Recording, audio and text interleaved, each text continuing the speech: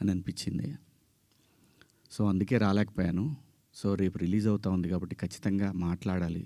Producer గారితో చెప్పి, sir నేను సినిమా ప్రమోషన్కి వస్తానని చెప్పి ఈ ప్రెస్ మీట్ అంటే ఆయన అన్నారు, ఎందుకులేండి అనవసరంగా మళ్ళీ కాంట్రవర్సీ అవుతుంది. లేదు మీ దగ్గర డబ్బులు తీసుకున్నాను కాబట్టి నేను ఖచ్చితంగా మీ సినిమాకి నేను నా వంతు నేను ప్రమోషన్ చేయాలి అని చెప్పాను. అలా రేపు 25వ తారీఖు క్రిస్మస్ నాడు రిలీజ్ అవుతుంది ప్రపంచవ్యాప్తంగా ఈ సినిమా.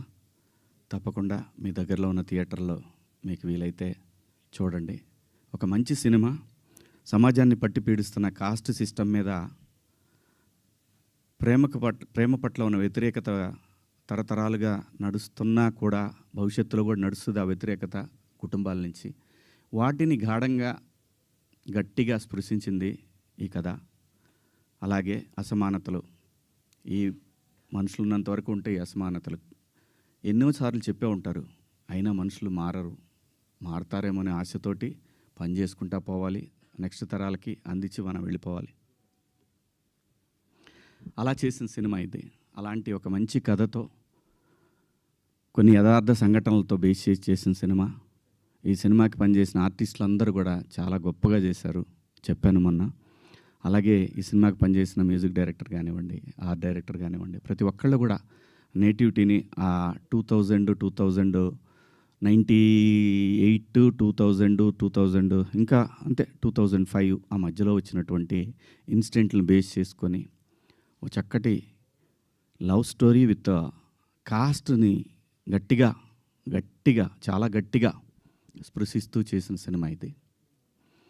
సో దగ్గరలో ఉన్న థియేటర్లో మీరందరూ వెళ్ళి చూడండి. పండగే కాబట్టి అందరూ వెళ్ళి చూస్తారని ఆశిస్తూ, సినిమాని ఒక మంచి సినిమాని, ఒక మంచి పాత్ర నాకు ఇచ్చినందుకు నిర్మాతకు అలాగే దర్శకుడికి అందరికీ పేరు పేరున నా ధన్యవాదాలు. ఇంకా కమింగ్ టు ద పాయింట్, ఇది నా వ్యక్తిగతం. ఇక్కడి నుంచి నేను చెప్పేదంతా కూడా వ్యక్తిగతం.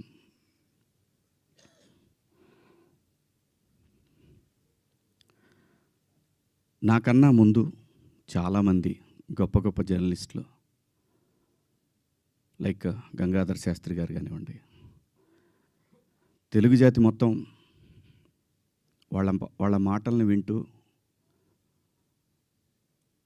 సంస్కృతిని ముందుకు తీసుకెళ్లాలనే ఆరాటంతో పనిచేస్తున్నటువంటి చాగంటి కోటేశ్వరరావు గారు, అలాగే గరికపాటి గారి ప్రవచనాల్లో స్త్రీ పట్ల, స్త్రీకున్న ప్రాముఖ్యత, వీటన్నిటి గురించి వాళ్ళు మాట్లాడే సందర్భంలో చాలామంది చాలా మాట్లాడారు.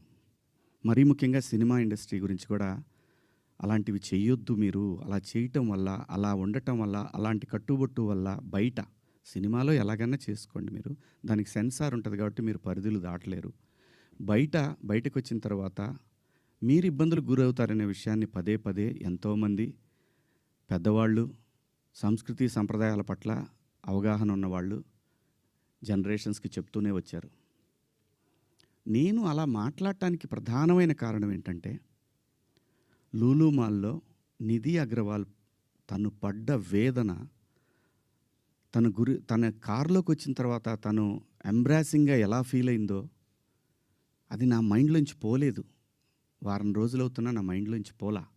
ఆ తర్వాత ఇమీడియట్గా సమంత గారి మీద, తెలుగు సినిమాలో నేను ఈ ఇండస్ట్రీకి వచ్చిన తర్వాత 90% ఆర్టిస్టులు, ఫీమేల్ ఆర్టిస్టులు ఎప్పుడు కూడా లైక్ రమ్యకృష్ణ గారు కానివ్వండి, జయసుధ గారు కానివ్వండి, విజయశాంతి గారు, వీళ్ళు కట్టుకున్న శారీస్ మీద, వీళ్ళు వేసుకున్న డ్రెస్సుల మీద షాపుల్లో అమ్మేసేవాళ్ళు అనమాట. నేను ఎవరిని ఈ డ్రెస్సులు వేసుకోండి, ఆ డ్రెస్సులు వేసుకోండి, మీరు కప్పేసుకోండి అని నేను చెప్పలేదండి. నేనెవరిని చెప్పడానికి? సమాజంలో ఏ రుగ్మత వచ్చినా కానీ సమాజం సినిమా వల్ల చెడిపోతుంది, మీరు వేసుకునే డ్రెస్సుల వల్ల చెడిపోతుంది, మీ సినిమా వల్లనే ఈ ప్రపంచం నాశనం అవుతుందనే మాటలు వింటూ ఉన్నాం. కాబట్టి తరచూ ఇక్కడే బతికి, ఇక్కడే నా కుటుంబాన్ని ముందుకు తీసుకెళ్తూ, నా పిల్లల్ని చదివించుకుంటూ, ఇక్కడ వచ్చిన డబ్బులతో చదివించుకుంటూ, సినిమాని ఎవరు అనకూడదు అనే పంతాలో మనం ఎందుకు వాళ్ళకి అవకాశం ఇవ్వాలనేటటువంటి ఆలోచనతో నేను ఆ సందర్భంలో వచ్చిన మాటలు నాకు ఇప్పటికి కూడా నాకు నమ్మబుద్ధి కావట్లేదు. నేను ఆ 2 పదాలు నాకు ఎందుకు వచ్చినాయి. ఇందాక మన జర్నలిస్ట్ మిత్రులకి నా ఫోన్లో ఉన్న మెసేజ్లు చూపించాను. ఏమని? ఫస్ట్ నేను అపాలజీ చెప్పింది నా భార్యకి. వెంకట గారు మీరు చూశారు కదా! ఎన్ని గంటలకండి నైటు? 1:30కి. 11:18 మా వాడికి నాకే ఎందుకో కొట్టింది. ఏది జారింది, క్షమాపణ చెప్దామని చెప్పి బాత్రూంలో, ఇంట్లో వాళ్ళందరూ బాధపడుతుంటే బాత్రూంలో షూట్ చేసి నేను మా వాడికి పంపించా. అది మీకు కూడా వినిపించాను వెంకట గారు, వేణు మీకు వినిపించాను. ఈ వీడియో కాదు, ఇప్పుడు చూస్తున్న వీడియో కాదు, అంతకుముందే ఆ వీడియో 11:18 ఉంది. నేను మా ప్రసాద్కి పంపించా. వేసేద్దాం అబ్బా ఎందుకని. అది అందరూ ఫ్లోలో వెళ్ళిపోయింది, పెద్దగా ఏమీ లేదు, ఎందుకు కెలుక్కోవటం అన్నారు.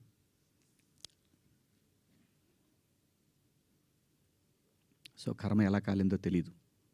కర్మ ఎవరిని వదిలిపెట్టదు.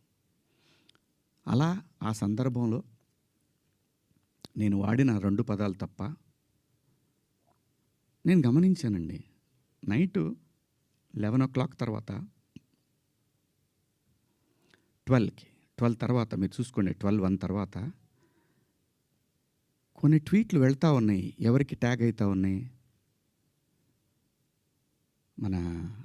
నాకు నిద్ర లేదు, పేర్లు కూడా గుర్తురాట్లా. స్త్రీల సమస్య మీద మాట్లాడుతూ ఉంటే మన రాహుల్ వైఫ్ చిన్మయి గారు ఆవిడకి వెళ్తూ ఉన్నాయి. ఆవిడకి ట్యాగ్ చేస్తూ ఉన్నారు. ఇక్కడి నుంచే మొత్తం ట్యాగ్ చేస్తూ ఉన్నారు. ఆ తర్వాత మన అనసూయ గారికి ట్యాగ్ చేస్తూ ఉన్నారు. ఎందుకు చేస్తున్నారు నాకు అర్థం కాలేదు. సర్లే ఏదో పాపం ఆవిడ మాట్లాడుతూనే ఉంటుంది ప్రతిసారి కూడా, తప్పేం లేదు. నా తరఫు నుంచి 2 పదాలు దొరికినాయి కాబట్టి ఐ హ్యావ్ టు బేర్. ఏదైనా బేర్ చేయాల్సిందే.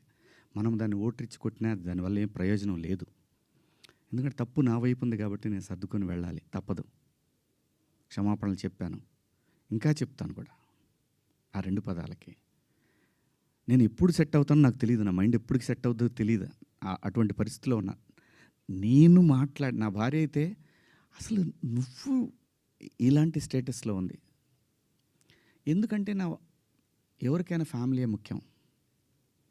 తను రేపొద్దున వాళ్ళ బంధువుల్లో ఇదేంటి ఇలా మాట్లాడాడు శివాజీ అంటే తను ఎంబ్రాసింగ్గా ఫీల్ అవుతుంది కదా. నా పిల్లలు వాడి ఫ్రెండ్స్ ఇదేంట్రా మీ నాన్న ఇలా మాట్లాడు, విచ్ ఈజ్ హర్టింగ్. నా ఇంటెన్షన్ బ్యాడ్ లేదు. ఇంకొకటి 30 సంవత్సరాల నుంచి నేను ఇక్కడ